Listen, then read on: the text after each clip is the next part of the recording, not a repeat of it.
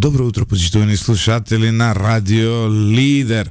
Заврши вчера циркусот наречен инаугурација на председател на САД. Си изнагледавме на работи на кои не сме навикнати. Премиерот Христијан Мицкоски, историски првиот македонски лидер кој присуствуваше. Таму не влезе во салата за Капитол Хил, но не влегоа ни многу видни американски политичари, затоа што тоа е сепак мала сала, но од ложата на председателот на Републиканската партија го следеше настанот, што е своевидно стварување некакво дипломатско за Македонија. Ово утро заедно со мене Искра Коровешовска. Добро утро. И Искра го коментираше шеширот на Меланија Трамп. Да, мислам дека не е случаен избор да и бидат така прикриени како во сенка очите. Тоа е сепак пиар порака еден вид. Иако не знам да не ни се сведе темава на шеширот на Меланија, ама сериозна порака е. Мислам што дека е Зоро. Не знам друга порака што би била. Може би не треба да се види вистинската емоција во ситуацијата конкретно. Имаш внатре беше и таткото на Меланија, он е од Словенија, тој нискиот човек што седеше до баран до синот на Трамп. Така што и Балканот беше представен таму.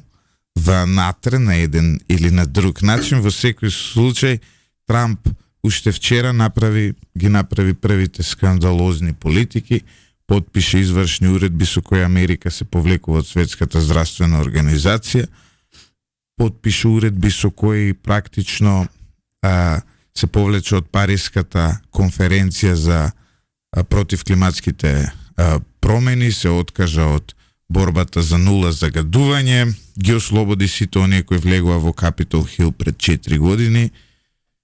Не знам, мене ми е ова малку дистописки, но нема да разговараме за ово утро. Ово утро имаме убава приказна. Имам ексклузивен гост. Наш ексклузивен гост, директорот на Македонија ПАТ, Коце Трајановски. Најавното предпријатие за државни патишта. Не е Македонија ПАТ, така? Не, различни. Не сгрешивте многу. 99,9% луѓето не ги разликуваат. Бидејќи Македонија ПАТ, државни патишта, некако и двајцата се надлежни за државните патишта, така да... Вие ги градите или ги одржувате? Ние ги градиме, да. Вие ги градите? Ние сме за изградба на тие патишта и аз за одржувањето Македонија ПАТ. Добро, ние ви веруваме за градење, нели, поучени од нас со Скопје. Коце Трајановски, како се сноѓате во новата улога? Вие сте познат како еден од најголемите реформатори во историјата на Скопје, на некои му се допаѓаат, на некои не му се допаѓаат, но сите возат по Илинденска. Тоа е заедничко. Моето прашање е, бевте градоначалник на Скопје, оставивте одредени резултати. Резултатите се евидентни. Повеќе од вас за Скопје, во Скопје од вас... Трета македонска. Да, улицата на која е нашето радио, вие имате направено. Да. Но во Скопје има еден човек кој има изградено повеќе од вас, морам да бидам искрен. Линиски центар. Тоа е Тито.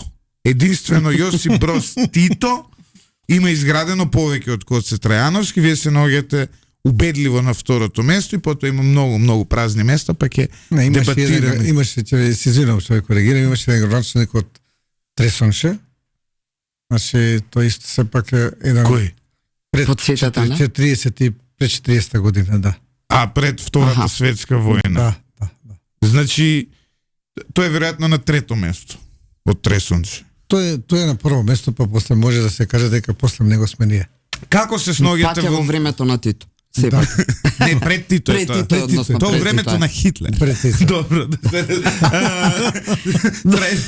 Трајановски, едно прашање. Како се сноѓате во новата улога? Како од тоа го градевте Скопје, сега ја градите Македонија?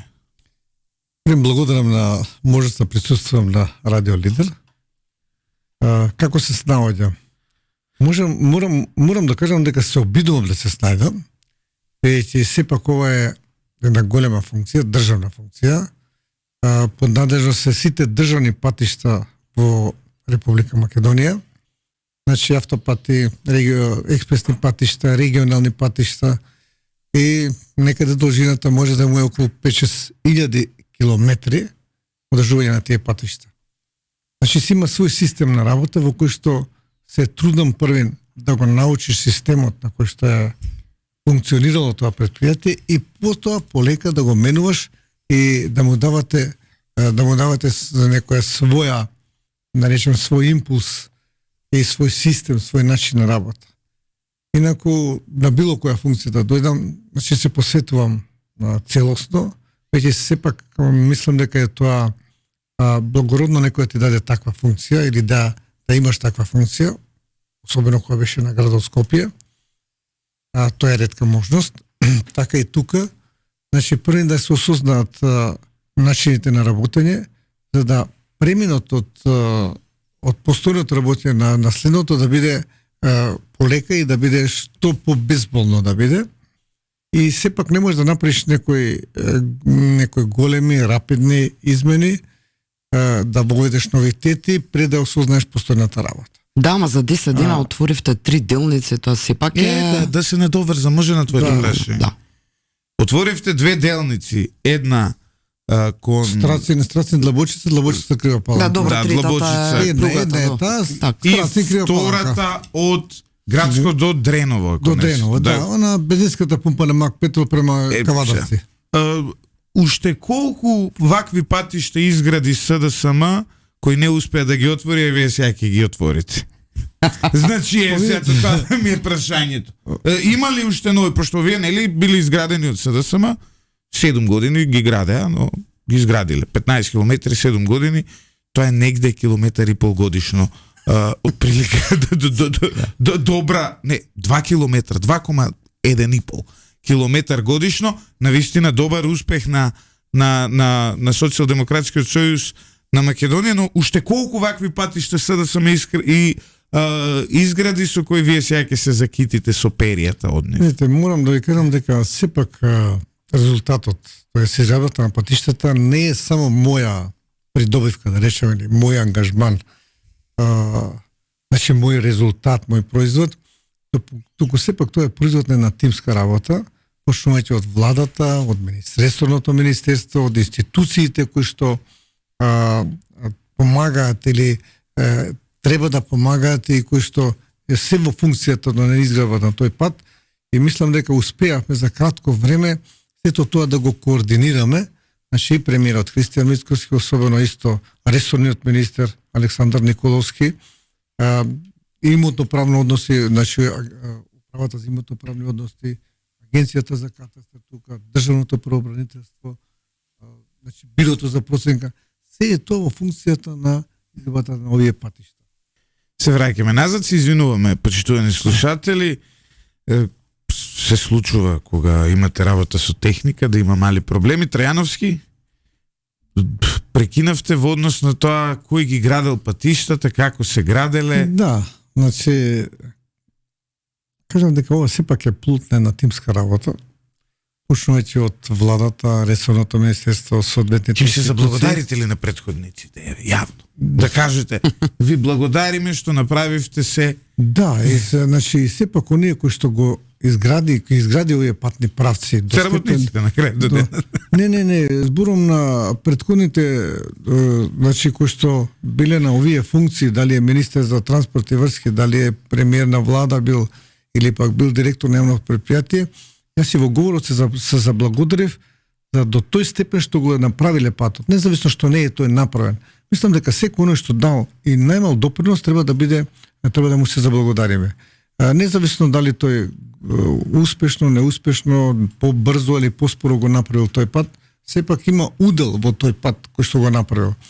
И кажав, значи претходно дека си дадов за задача кога ме избра за директор или ме назначија за директор на јавното предпријатие државни патишта, дека во мандатот, првиот мандат од 6 месеци, дека ќе се обидам пред нова година да ги пуштам овие 2 патни правци, а тоа е Страцин Крива Паланка и да биде Градско Дреново. Навистина вложивме голем напор за сето тоа да се направи и успеавме. Така малку доаѓа малку смешно, меѓутоа закасивме 3 дена на Страцин Крива Паланка, наместо на 31 го пуштивме на 3. Меѓутоа морам да ви кажам дека се работеше ако на 3, на 4 уствари, на 4 го пуштивме, на трети вечерта до 22 часот се заштрафува по последните завртки на еластичната ограда. Значи успеавме тоа на четврти. Значи можело и ноќе да се работи. Тоа сакам да кажам дека воведовме еден нов пристап кон работењето, по многу поодговорен. Во смисол на тоа да се работи и во вечерните часови да се асфалтира. Тоа е во летниот период, што кај нас беше незамисливо. Ми вели еден пријател, јас бев во Белград и таму асфалтира и во 11-12 ноќе гледам со подсветла, нали сега има добра техника, можеш и као ден се гледа. Кога дојдов овде, кога видов дека тоа го правиш, навистина бев задоволен што е испод Белград и ние истото го правиме. Сам сосем нормално, не е некој новитет. Новитет е кај нас. Ама не е новитет, значи, тоа во цела Европа функционира така. Значи, практично примери го она што другите го прават. Не треба многу да бидеш паметен, само треба да бидеш многу посветен на сето тоа. Исто така направивме да сезоната, зимската сезона за асфалтирање, летната сезона за асфалтирање завршуваше некаде 15 октомври, 30 октомври, зависно од тоа какво е времето. Ние направивме со одредени додатоци, адитиви во асфалтот, тоест во битуменот, да може да се асфалтира и на многу пониски температури и да бидат и околу нула. Овака ако беа околу 10 испод 10 степени, а не асфалтираа базите, се затвараа базите. Да, ма тоа чини пари бидејќи со тоа ја продолживме градежната на сезона, а не чини многу пари. Знаете зашто, бидејќи рековте дека кога стапнавте на фотелјава практично директорска во ЈПДП, кусо кажано, 18 милиони евра е долгот оставен. Како во таков долг, со таков долг може да се работи воопшто, дали да ги крпите дупкиве финансиски или да работите? Видите, јас кога дојдов на 3 јули 2024, значи на сметката имав 93 милиони денари. А долгот, преспијаните ситуации, фактури беа милиарда и 50 или 60 милиони денари. Значи, ако земете повеќе од 11 пати, значи, успеавме сето тоа да го избалансираме, полека дојдовме да имаме повеќе на сметката него што должиме. И да си го запазуваме рокот на плаќањето. Значи, првиот мора да направите финансиската консолидација. Се двоеше кон фирми и компании на кои што не им е плаќано. Еден од најголемите должници исто така е должници сме према Македонија пат, некаде беше повеќе од 300 милиони, 200 и нешто милиони, скоро 300 милиони, не е плаќано од февруар наваму, плаќано е само за плати на Македонија пат, а не е за извршените работи. Така да, таа финансиска консолидација не беше многу важна, а од друг аспект, дел од патиштата, и тој аспект би сакал да го потенцирам, добар дел од патиштата се прават со кредити. Значи, земите го во и Страцин Криопаланка е од преку Светска банка. Ако земете градско дрено е преку ИПА. Значи, парите се тук. Значи, обезбедени се, треба да се повлечат, ама да се повлечат, треба да ја завршите работата. Треба да ја завршите работата, да направите ситуации, да ги доставите до банката, тие си имаат свој систем на прегледување. И можам да ви кажам дека сум многу задоволен што ова јавно предпријатие во минатата година оствари. Значи, откако сум дојден, значи некаде околу 120 милиони евра оствари работи. Значи, изврши работи. 120 милиони евра, тоа го зголемува и брутно домашниот производ. Значи, тоа се плати врз основа, исплатени средства врз основа на завршени работи. Значи, толку работи се завршиле во Македонија. И тоа е многу важно. Значи, по тоа се мери колку сте ефикасен во работењето. Не са, ти можеш да платиш за останати долгови и слично, туку зборуваме ние за завршени работи. И она што реков, воведовме новитети покрај вечерното или ноќното асфалтирање во зимски услови, по дожд, по снег, што гледаме ние, нели, сега на социјални мрежи, кинезиве или американците или било кој кога работат на одреден проект, на одредена делница, гледате многу камиони, многу багери, многу голема организација. Зошто ние на еден пат кој што го правиме, да го правиме со 3 камиони и еден багер? Кога можеме да имаме 20 камиони и еден багер, парите се истите. Еве, Само дали ќе ги кога ќе дали биде ќе ги готов? добиете за еден месец или ќе ги добиете за една недела? Кога ќе биде готов Кичево Охрид? Прашање има од слушател, затоа што вели ова веќе ни е шпанска серија во однос на Кичево Да, Охрид. министерот спомена крајот на 2026, ама еве добро е да чуеме како течат работите. Ова е малку подолго и од шпанската серија. Помина шпански серии, па помина индиски, па турски серии, дојдовме. 2025 односно. Овој пат долго се гради. За жал неколку влади го помина, беше уште од владата на ВМРО ДПМН, беше завршено со голем интензитет се работеше, скоро 40% беше завршен. И главен проблем по мене е тоа што кога дојде СДСМ на власт, почна да фаќаат вештици. Не го градат патот, не знам, бил лошо проектиран, вака бил проектиран, нака, а толку се украле пари, ваму се украле. Тоа не значи дека ти не треба да го испитуваш начинот на работењето. Ама и да градиш паралелно, треба нека да тече. работиш. Треба да работиш и испитувај се. Си има институции че испитуваат. И тие во тоа време, значи сменија проекти, има промена на проекти и практично многу слабо, да речем скоро да не се работеше. Така да со нашето доаѓање на власт, значи со Христијан Митковски, со Александар Николовски и јас зборам таа спрега која што е одговорна за овој пат.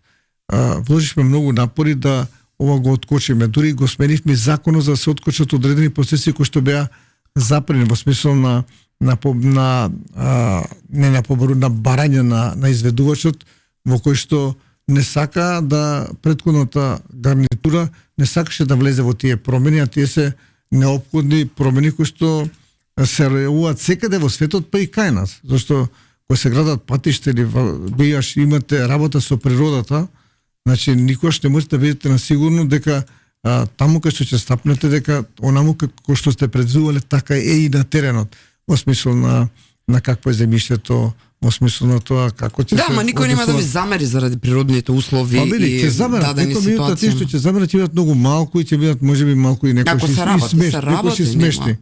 Така да ние воведовме на поинтензивна работа таму.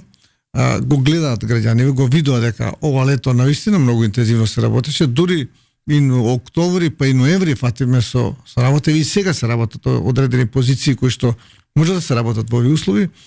Така да ви одговорам на прашањето, сметам дека некаде крајот на 2026 имаме големи шанси да го пуштиме овој пат во употреба. Предпаузата. Велите се гради, интензивно се работи. Но вашата политичка партија беше онаа која во изминатиот период кога беше нели објавен оној договор со Бехтел и Енка беше жесток критичар на можна корупција, на скап пат, на можеби непотребност од тој коридор и така натаму. Сега некако легнавте на брашното и се гордеете што таму се работи. Како дојдовте од фаза на критизери на проектот Бехтел и Енка до тоа да бидете нели жестоки спроведувачи на тој проект? Се сеќаваме таму американската амбасадорка се сликаше со едно лице кое сега е во бегство во Албанија, станува збор за Артан Груби. Како дојдовте од тоа? Зошто не го преиспитате овој проект? Зошто не речете, можеби ние нема да даваме пари за ова? Видите, точно е тоа дека ВМРО ДПМН како политичка гарнитура го критикуваше овој пат и мислам дека исправно го критикуваше. Со оглед на тоа што се беше некако под некое вело покриено овој пат, немаше транспарентност, немаше многу јавност.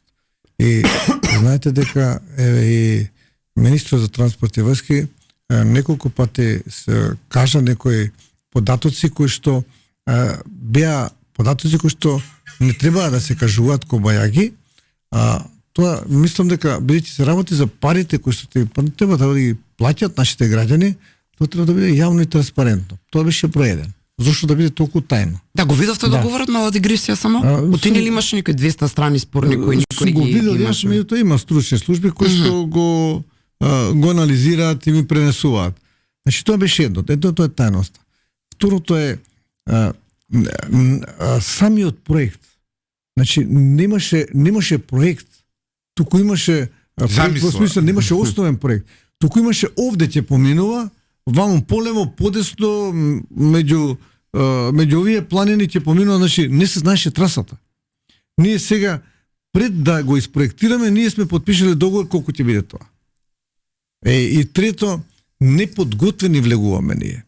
Значи, договорот е подпишан некаде 8 март 2023 година. И во договорот пишува дека имотните односи, тоест откупувањето на земјиштето кај што ќе се гради трасата ќе биде завршено во рок од 6 месеци. И американците кои се педантни и кои што имаат огромни правни тимови кои што ги подготвуваат овие договори за разлика од нас, значи се предвиделе до танчина. Добро, 6 месеци, за 6 месеци донесуваат луѓе, донесуваат опрема, се мобилизираат, меѓутоа нема фронт за работа. Не е откупено земјиштето, не е направена експроприацијата. И тоа се касни.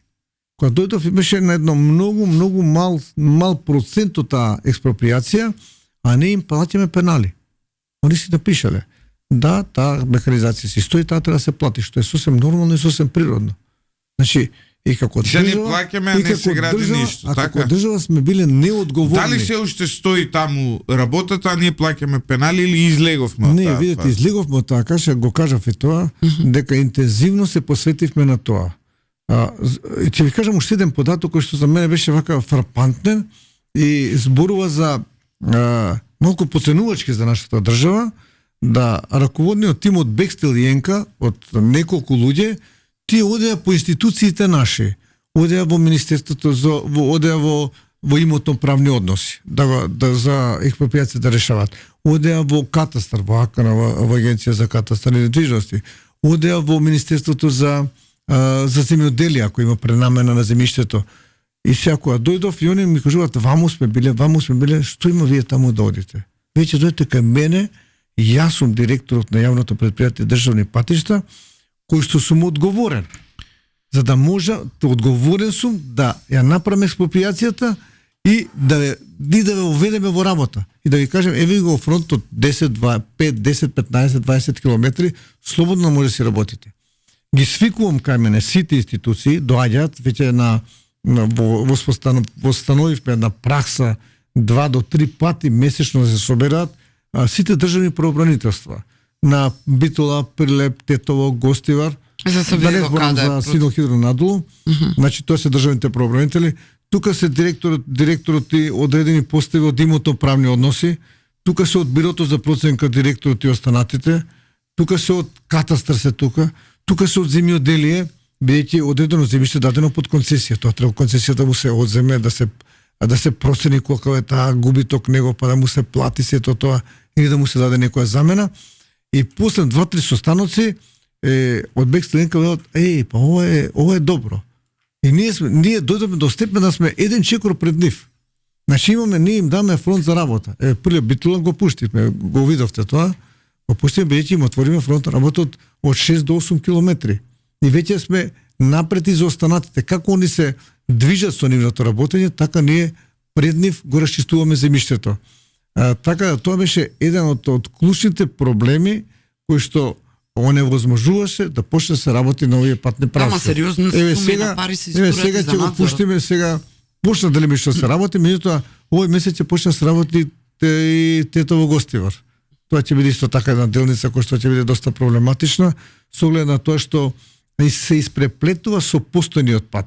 Па така да ќе има многу времени режими на новиот па на стариот, на новиот па на стариот пат, додека тоа се направи. Сигурно сте во текст одредени анализи кои се правеа уште пред да се случи промената на власта за одредени наоѓалишта сериозни, освен на вредни и уникатни суровини, па и на археолошки археолошки наоѓалишта. Дали се контролира како каде ќе се депонираат, што ќе се прави со нив, постои ли опасност истите да бидат, не знам, испокрадени, например, за археолошките локалитети, било што и да се најде, сепак тоа Македонија е ултра богата со таков тип. Да, видите, тоа е... Дали тоа сериозно и темално се контролира? Видите, тоа е една од темите кои што навистина заслужува големо внимание.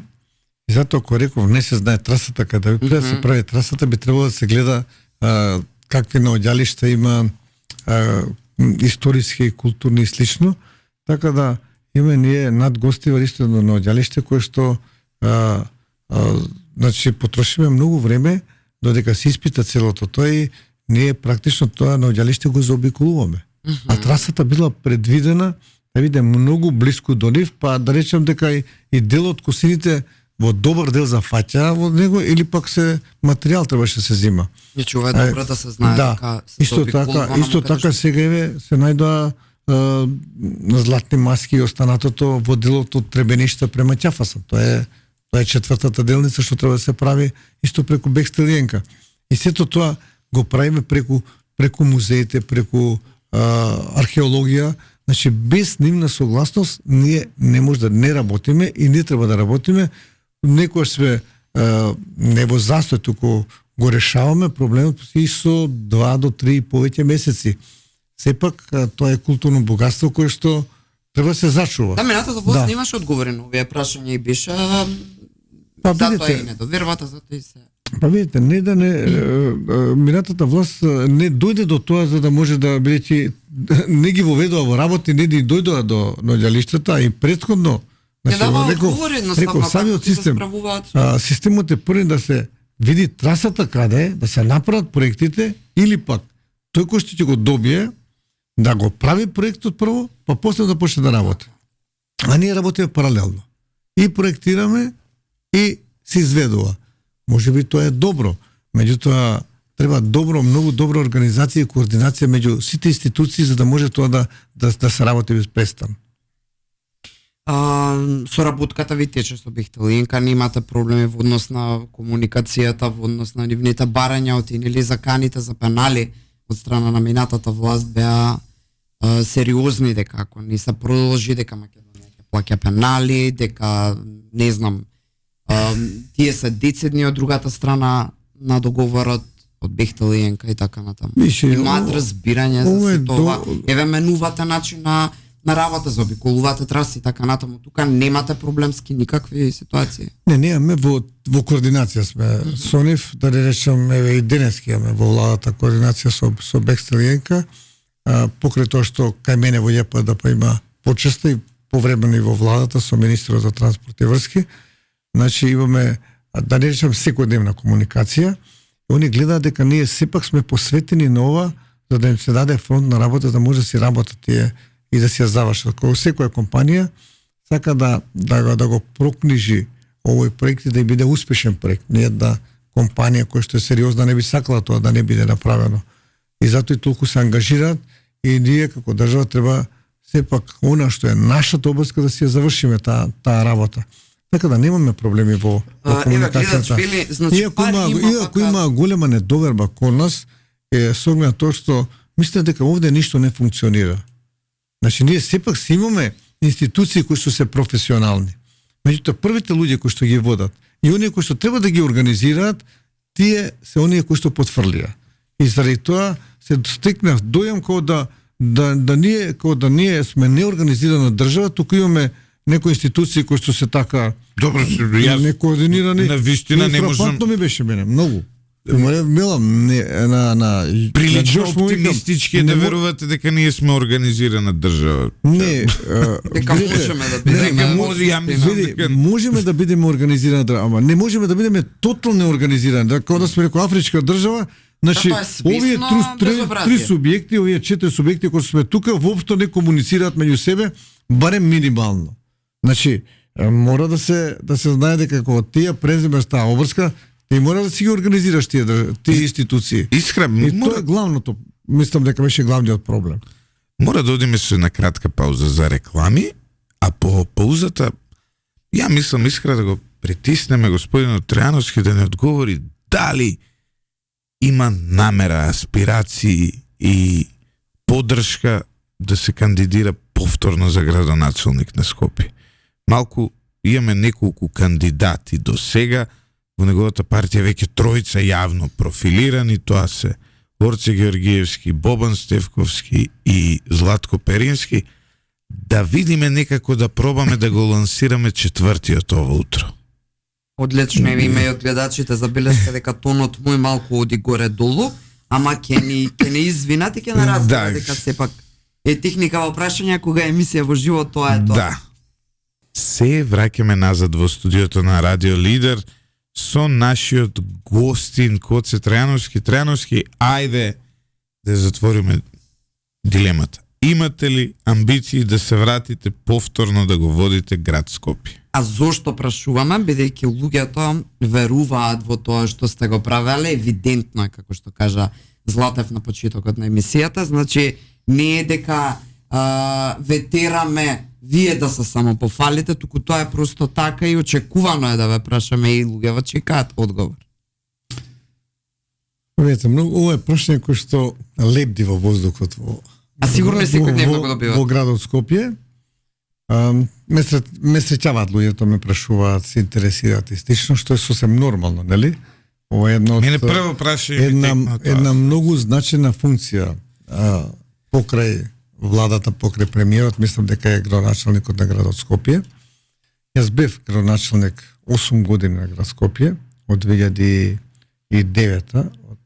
се до 2017 година, а претходно бев градоначалник на општина Газибова.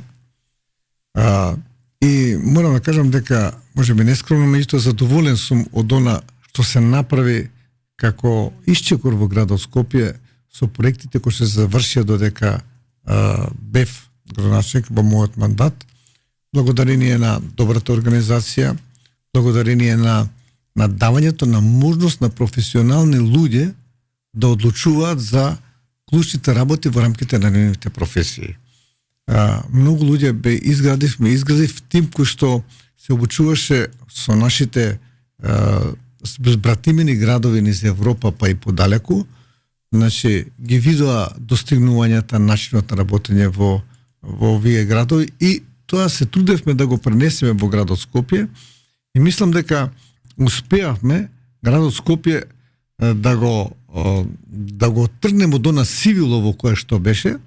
Ви кажам само еден случај кога со сопругата и со ќерката ние во саботите после пазарењето одевме во Пелистер на кафе и на салатичка и ме сретнува еден брачен пар повозрастни луѓе, така пензионери, велат градоначалник, сакаме да ти се заблагодариме. Така се гледа градски луѓе. Велам, не знам што сум направил за вас, ќе ве молам, кажете ми што е тоа поради кое што ми се благодарувате. Вака, вика, јас имам 2 сина, вика. Тие сакаат да избегаат устранство. Додат, тато, овде не можеме веќе да живееме во овој град. Нашиот град е мртов град. Кога дојдовте вие на власт со вашава гарнитура, некако јас како Коце Трајановски, тоа го зборам со целокупната екипа и целокупната и владата тогаш и сето останато што беше, и вели кога почнавте да градите низ градот Скопје, после некое време, неколку месеци ми велат, тато, ние ќе останеме во Скопје. Нашиот град се гради, вика. Нашиот град се развива. Верувате, мислам дека нема поголема благодарност од таа благодарност. На некого, значи, фамилијата да му остане во Скопје. Значи, почнаме интензивно да се работи, имавме многу критики, многу пречки, ги тргнавме тие стереотипи кои што беа, многу проекти се направили, а она со што се гордеам јас кога бев градоначалник на градот Скопје е тоа што ја добивме втората награда во Европа за мобилност. Значи тога таа награда, првата награда беше Малме, а Лисабон и ние бевме втори. Јас ја примив во Брисел од одговорната за енергија за транспорт на Европската унија.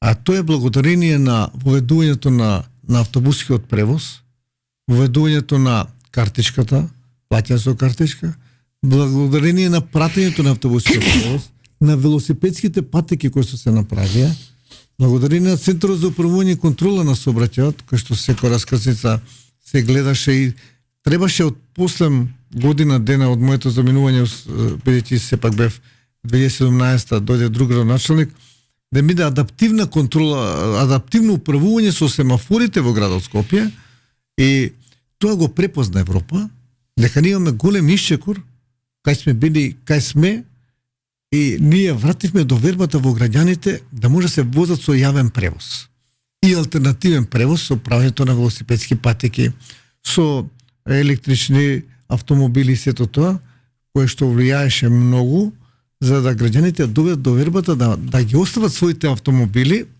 и да почнат се водат со автобус. Ако вие знаете дека автобусот ќе ви стигне во плюс минус 3 минути на автобуската, вие ќе отидете на автобус. Не сите, но тоа полека, зашто луѓето се недоверливи. Ама полека, ако биде тоа конзистентно, ако биде постојано, во тој случај ќе ја враќаш до вербата и се повеќе луѓе ќе одат со јавен превоз. И тоа е јавниот превоз. Велосипедски пешачењето. Ние како нација многу малку пешачиме. Ние гледаме да седнеме во кола, па ако треба и на 500 метри, ако си на работа со кола да си отидеш. За велосипед исто така 2009 година дури беше срамно за многу, зашто сега со велосипед, види го во сиромашен, па иде со велосипед. Меѓутоа, благодарение на тоа што се измислија велосипеди многу поскапи, вакви, такви, и луѓето вика, добро, овој иде со велосипед, ба неговиот велосипед многу кошта. Се уште ние сме во заробени од она, ако бидат богати, ако скромноста кај нас не е одлика многу, сите сме скромни, и тоа сакаме да се огледаме на оние кои што имаат повеќе, и сакаме ние да, како да кажам, со некои поскапи велосипеди, коли и слично. Да, менталитетот е... Менталитетот е малку чуден. Клучната работа, така, но не сум да тоа е првата, едната награда и втората награда бевме избрани во првите 2016, ова што го зборуваме ше претходно 2016, исто така 2016 бевме избрани во првите 3 градови во Европа и во Југоисточна Азија по примената на дигитална технологија во управување со градот и јавните предпријатија во градот. А бидејќи јас сум програмер, информатичар, околу 20 на години бев програмер, и сето тоа во мојата професија ми даваше посебно задоволство што успеав во онаа професија во која што сум работил претходно, да допринесам да таа добро, се како примени. таков напредок се врати 100 чикори назад? Ние ништо сега, не гледаме од многу ми е жал што многу проекти кои што ги оставив, тие некој не се ни започна. А некој беа започнати па се стопира. И од сега гледна точка гледам се уште не се почнати. И тоа вака не ми е мило, не ми е драго и ми е на некој начин ме загрижува што градот Скопје не да оди напред, не да стои туку, се враќа многу назад. И затоа треба со градот Скопје да се работи еден период за да може да го достигне барем на нормално ниво на функционирање на градот. И сега доаѓа прашањето. Подготвен би биле вие доколку видите, се создадат услови да продолжително могат да се сепак јас сум сепак имам една друга функција. Сега функција која што е на ниво на Република Македонија. Многу е поважно сега да ги правите патиштата отколку градот во овој случај. Може би е неблагодарно прашање Видите, јас сум ориентиран сега на државни патишта, голем предизвик е да го направите Кичево-Охрид, голем предизвик е да го споите Скопје со Охрид, зашто не е само Кичево-Охрид, туку треба да имаме ние до Покојчани, на Карши, значи веднаш до Стража, близко лево од Стража, од Покојчани до Кичево исто така сме во фаза на, како да речем, на правење на предквалификации со банките, одобрен е тој кредит и гледаме тој да го пуштиме, да го пушиме со работа таа делница.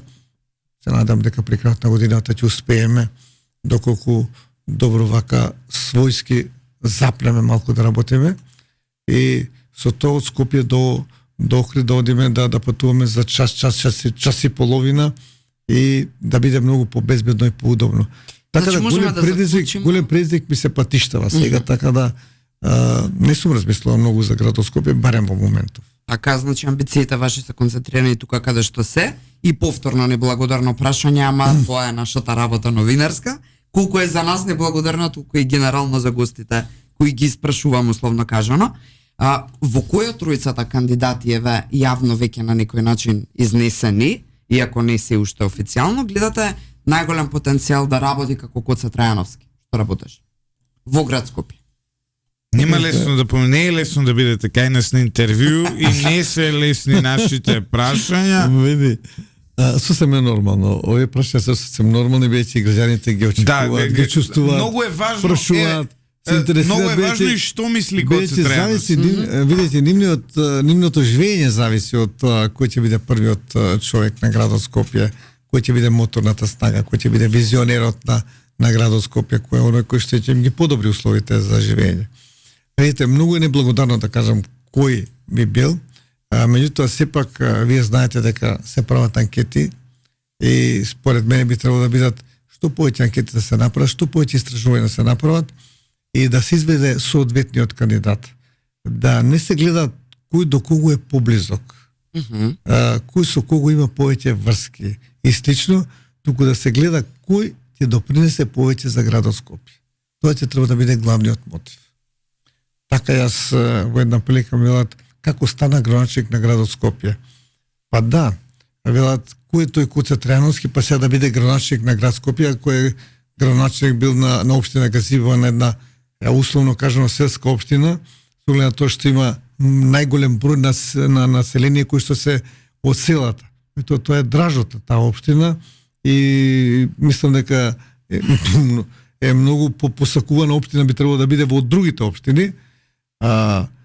Така да, и тогаш се гледаше кој имаше најголем напредок и кој би можел да биде можниот кандидат. Во сите анкети јас водев тогаш во тие анкети и така да и бев избран. Не бев близок јас со Груевски па да станам градоначелник на градот Скопје, меѓутоа анкетите го покажаат тоа и добро е што се послушаат тие анкети, зашто граѓаните ретко грешаваат.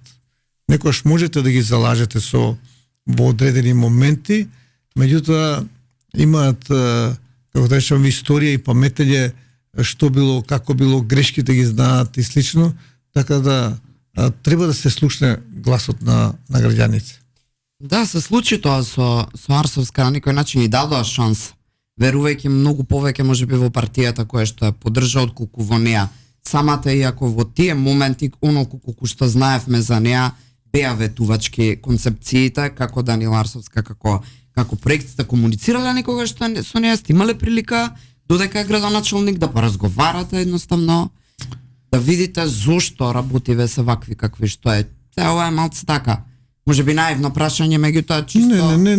Одговорност на која никогаш не ја положи како градоначелник и не објасни зошто е ситуацијата до тука, не наведува да чисто да бараме одговори на други начини. Малку ќе се вратам поназад.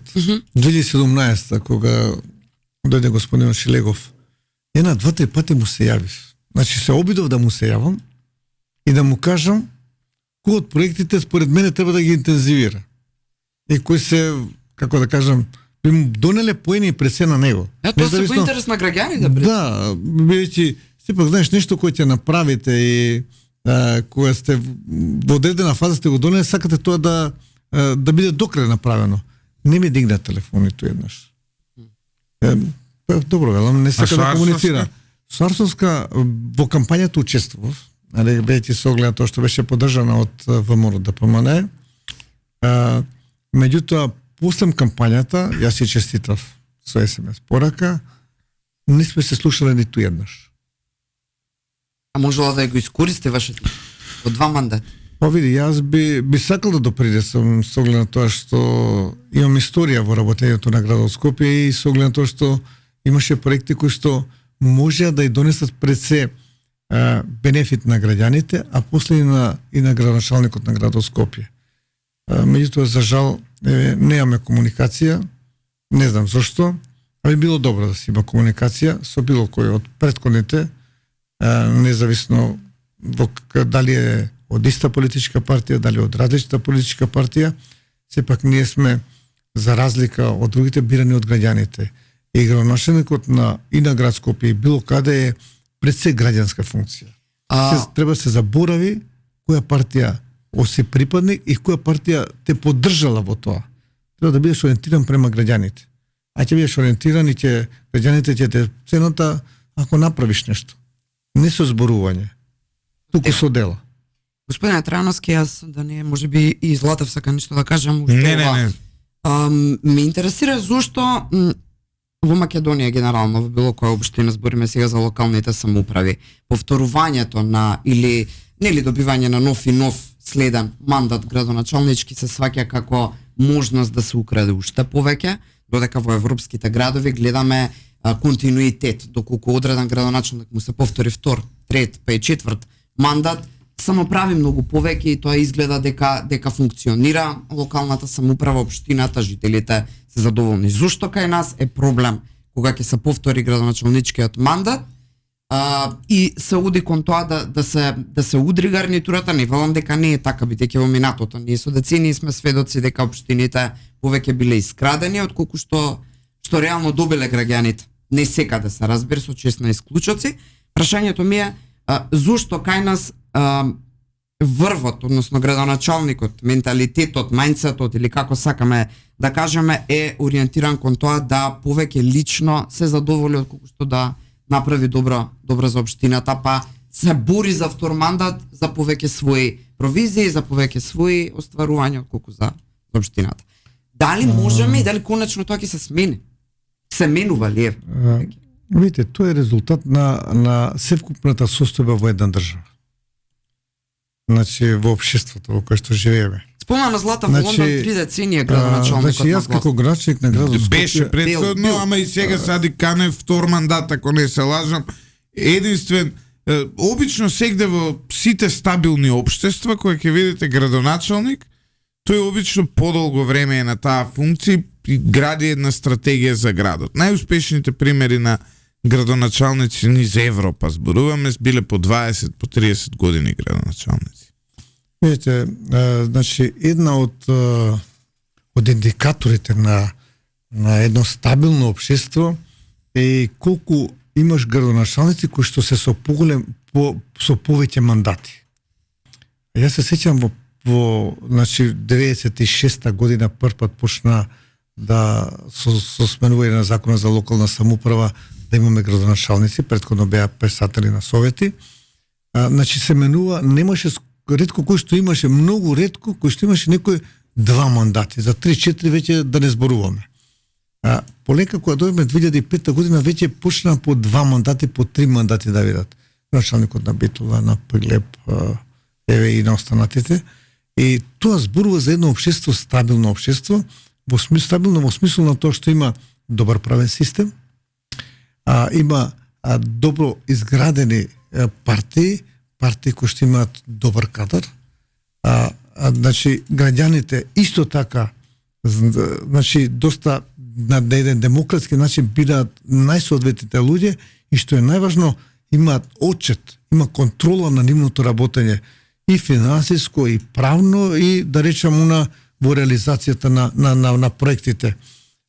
На таквите општества имаат градоначалници кои што се подолг период.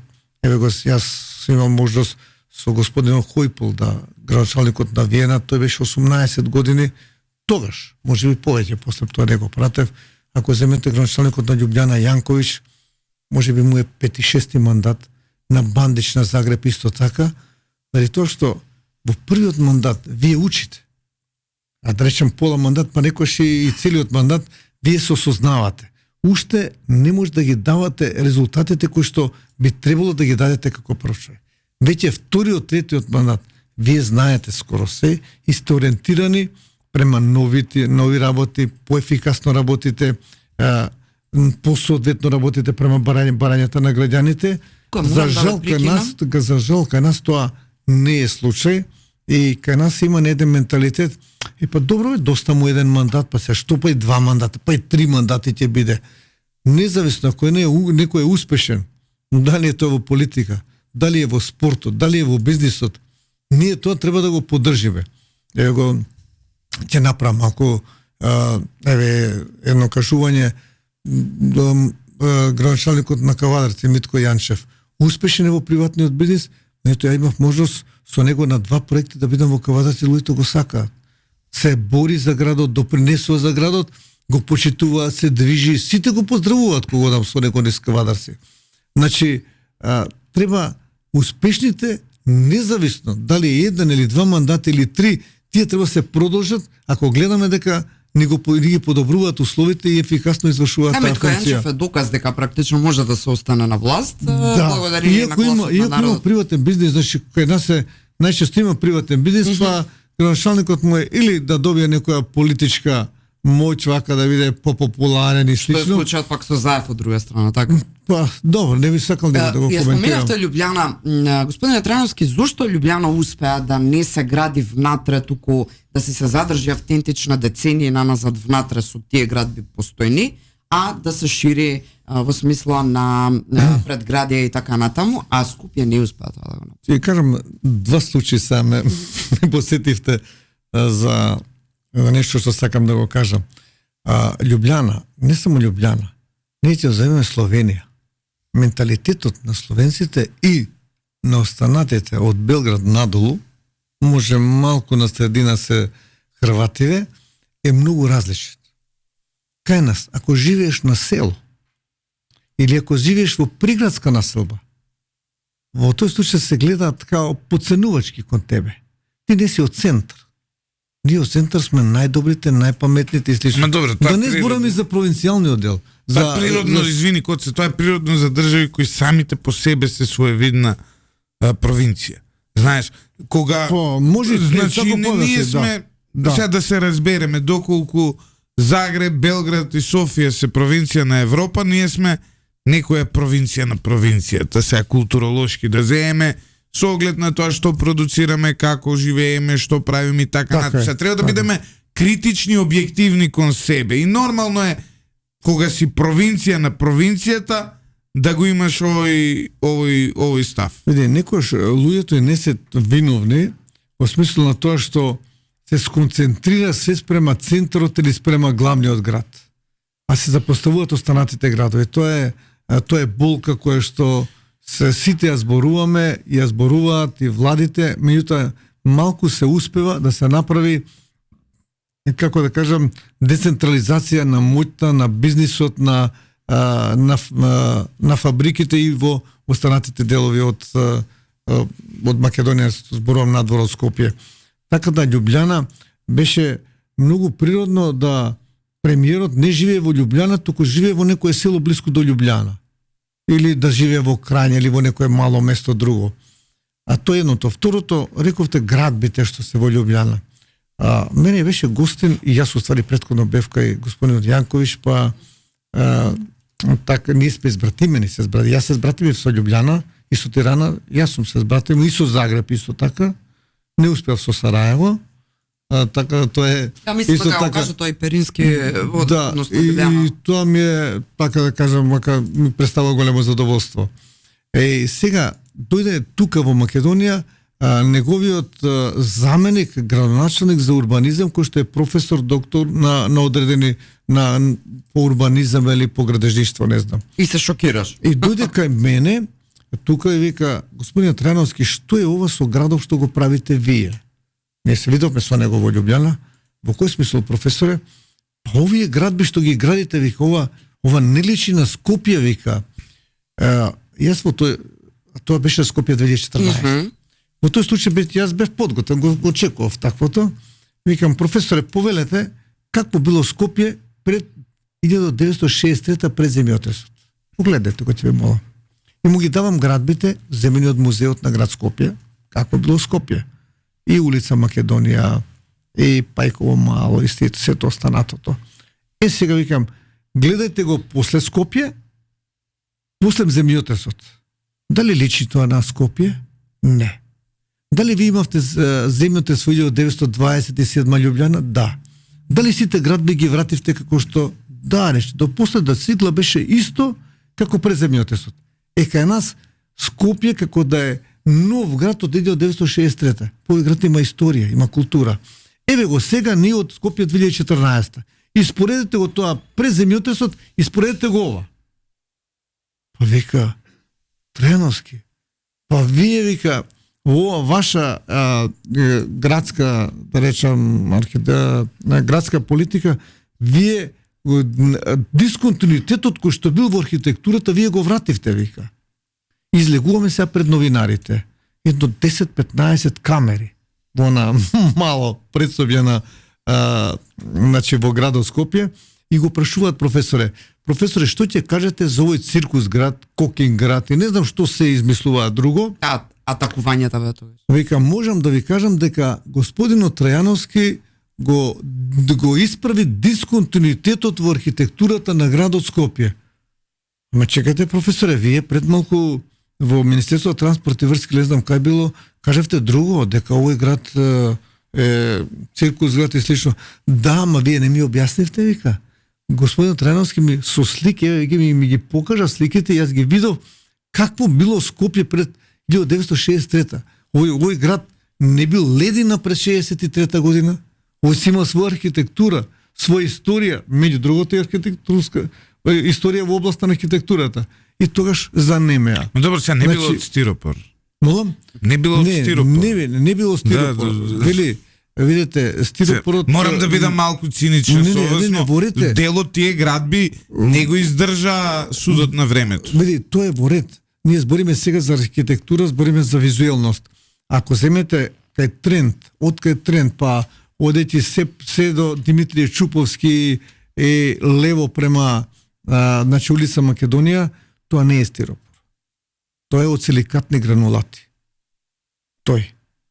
Значи, така проектантот го замисли и јас го поддржав во тоа, иако беше поскапо, и мене ми е жал, кој што и другите не беа од силикатни гранулати. Значи, тоа е дробено стакло со одредена смеса, кој што во отпорна од сите влијанија. Тие кои што конкурира, ќе го кажам и тоа јавно, значи тие што конкурира, си мислеат добро, силикатни гранулати, ама ќе видиме не нешто, ќе направиме друго. И кога дојдат да ги стават орнаментите, значи тоа се пред се оние полукрасните делови, не ги сакат од полиуретан, другото е полиуретан. Викам, не може. Силикатни гранулати. Одеа не Турска, не Русија, цела Европа не може да најдат. Па еден се зема, ако е тоа 10 сантима дебелина, тој 1 сантим или пола сантим. Велам, не, целосно треба да биде. Ама ќе изгубиме 150.000 евра, 200.000 евра. Па викам, вие го имате во тенденската и тоа ќе си го пренаправите. Трајановски, зошто Скопје, сега надвор од центарот, но и центарот е зафатен со вас. Зошто Скопје никогаш не стана унифициран град? Доколку вие отидете во било која престолнина во Европа и влезете во една резиденцијална ареа каде што луѓето живеат, ќе видите дека сите згради се исти, дека имаат исти прозори, ист надворешен дизајн, дури ќе се изгубите сега на која улица бев и така натаму.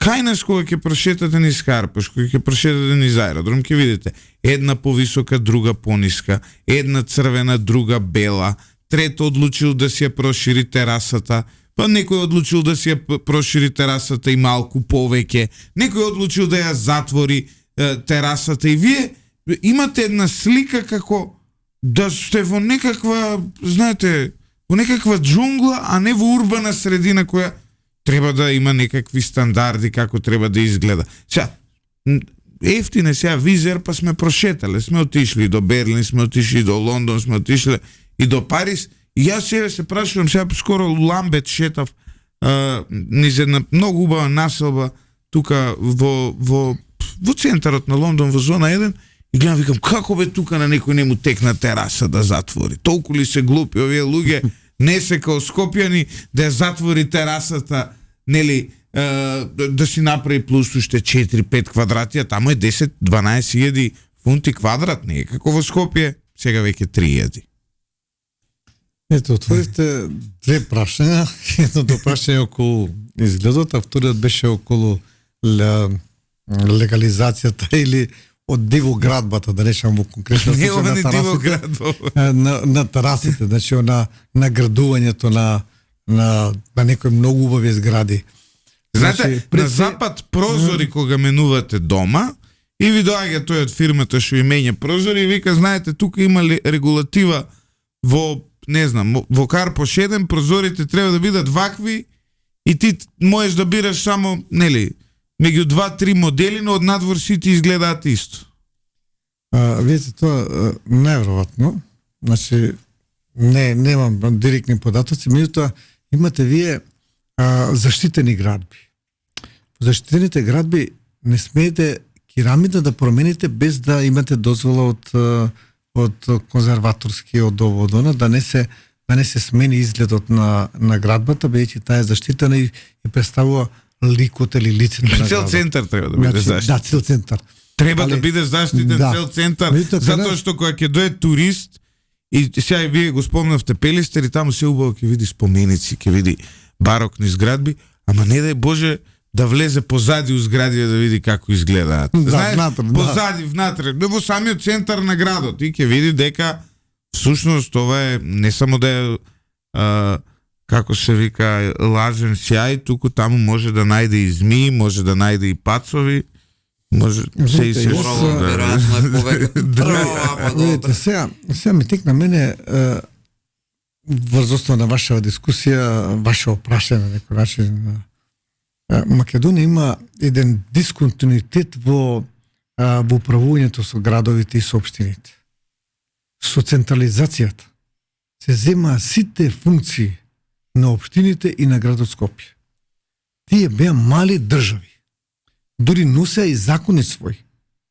Значи, откако се централизира, не знам по која основа, се земаа сите функции и општините станаа местни заедници. Платата им ја пресметуваше подрачната единица на Министерството за финансии.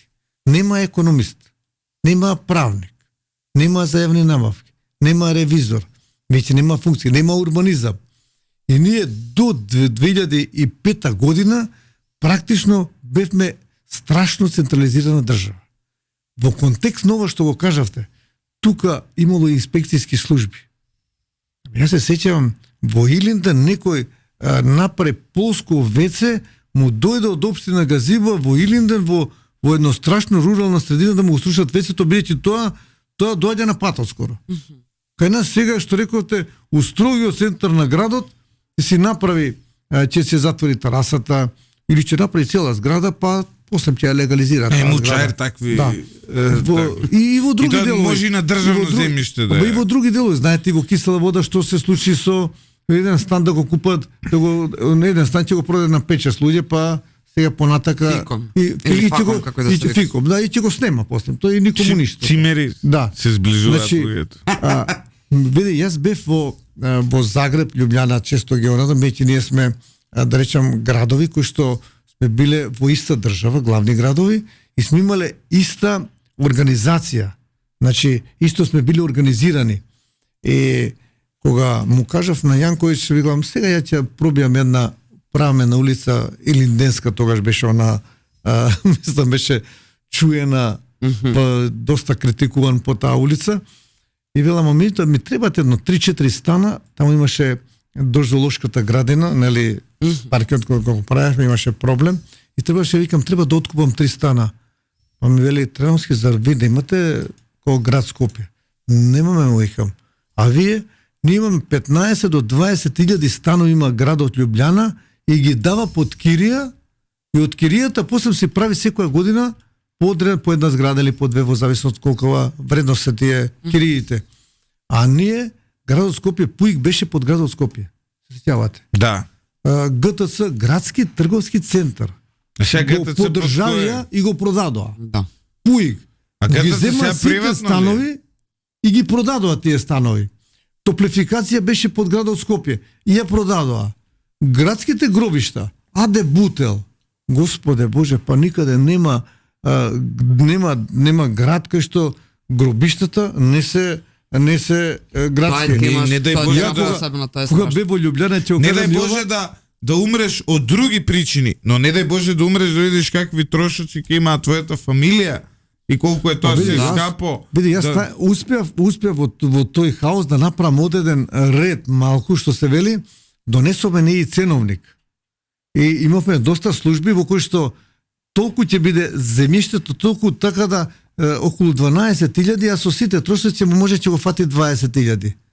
Ама што Ова е прави? сега луксус да умреш. Ама и било луксус и претходно, заради тоа што не дај Боже ќе му почне на некого си бара гробно место, не може вика има, ама треба 5.000 евра. Тие веќе го направиле со мермери и со све и те уценува врз основа на позицијата што има 5.000 евра да даде за да некој да биде упокоен таму. Значи, кога бе во Љубљана кај Јанковиќ, тогаш беше Там овој може да се промени сега реално. предходно кој што го споменав и вели Треновски имате доста време да воде сам ја на едно место. Викам професоре не е проблем, каде би сакале на гробишта во Љубљана вели. Професоре се извинувам, не малку е чудно. Да, викам, овие беа прогласени пред 3 години за најдобро уредени гробишта во Европа. Значи, таму кога прошта видов што е, па успеавме нешто да допринесе, барем да видат исчистени гробиштата, да видат искосено околу них. Може ли да се врати во владини на градот Бутел? Може, зашто да не се врати? Значи сега е... Мислите дека тоа треба да биде еден од чекорите важни што би го направил следниот градоначалник? Мислам дека би требало да биде, меѓутоа има една друга работа, значи кога ќе го преземе градот, треба да го правува како што го правуваат и со јавните предпријатија. Значи, сакам да кажам дека градот Скопје е украден град. И не само градот Скопје, туку сите општини во Република Македонија. И тој дисконтинуитет страшно ни се одрази. Меѓу другото и инспекцијските служби кои што требаше да бидат стварно да бидат држава во држава, кој ќе ти дојде инспекција од градот Скопје или слично, нема тука разговарање. Нема. Ти си го прекршил законот и ќе бидеш срушен. А кај нас инспекторите немаат традиција, нема како да кажам, нема поле за работа. Многу политика. Можеме со вас и до утре да се разговараме. Не знам Златев каков план има, ама мислам од тие време да завршуваме. Да бе, дај денес да завршиме некако, не знам. Има и во последниот збор. На крај, Трајановски, да одговориме од СДСМ што ви оставија за доправење се што ќе отворите во наредниот период. Сега, затоа што СДСМ беа толку добри, толку многу работеа, не успеа да стигнат ништо да отворат, но еве, вие им ги сечите сега лентите. Што е следно? Ете, следното ќе биде Дреновската клисура. Тој би требаше да биде пуштен, меѓутоа кога дојдов и со стручните луѓе, нормално со професорите од Гражден факултет консултанти, гледаме дека косините практично од асфалтот почнуваат нагоре се дигаат, карпи почнуваат да висат таму и рековме од аспект на безбедност ние и кој ќе заврне дошт од косините, ми вели тој надзорниот инженер, директоре, овде кој ќе заврне дошт е кал. Кој ќе го не можеш да го исчистиш колку сакаш цистерни да имаш за чистење. Така да почнаме со проширувањето на како што треба да биде, со рушењето на карпите и се очекувам дека некаде пред летото може малку порано да го пуштиме тој патен правец. Исто така Кичево Охрид е голем предизвик. Во оние делови 25-та ќе успеете ли? Не ќе ве провериме со Николовски кога ќе дојде. Да. Значи 25-та година Дреново и Кичево Охрид. Не Кичево Охрид до крај на 26-та. Не, 26-та Кичево Охрид. Јас зборувам Кичево Охрид, сега сакам да кажам да потенцирам кој делови. Одреден дел, значи од Врбјани пред Ботун, оно што е рамниот дел, онаму кај што нема косини. Косините се страшен проблем на кој што многу работиме, се прават геоистраги и некаде 6 од кините предложија повеќе, меѓутоа со консултантите наши од Гражден факултет 6,4 километри треба се направат бушоти да се види како е составот на земјиштето долу, па тек после да се препроектира. Знаете ли? А иначе ќе го пуштиме од Врбјани до Ботун. Јас велам често едната страна и од Климештани до Охрид. А правиме големи напори да бидат пред летото, или јуни нека биде крајот, нека биде и крајот на јуни, да го пуштиме, да ги пуштиме двата правци, левиот и десниот правец. Значи правиме големи напори, министерот особено многу се вложува во тоа за да бидат надминати сите проблеми правни и сите останати. Знаете како е кај нас, има многу закони кои што не го пратат европското законодавство и не ги пратат, да речам, овие случувањата кои што се кај нас, за да можеме да откочиме од еден проект. Не е важно законски, не и проектот ќе си стои така и ќе стане споменик. И за самиот крај, уште овај нема да ве тормозиме. Знаете ли кој познат македонски револуционер е убиен во Дреновската клисура? Во заседа. Еден од најпознатите од историското ВМРО. Мислам кога се враќа од Софија преку Дреновска клисура пешки оди за Прилеп. Да. Да. Станува збор за Пере Тошев. Да. Ја потекнувам од тој регион, така што многу убаво. Се сеќам на таа. И сега кога годам се сеќам на него, викам, како низ кој пачење мора Проклети да биле помине. шпиони, има една убава. Никој што пачење требало да помине, зашто таму е многу карпез дел. Да. Требало да помине и тоа е идеално за заседи. Мојот татко е поминувал секој ден Дреновската клишува кога одел на училиште. Да. Тоа е. Место тој крај, сигурно. Да. Почитувани слушатели, останете со 98,1 FM, се гледаме повторно утре.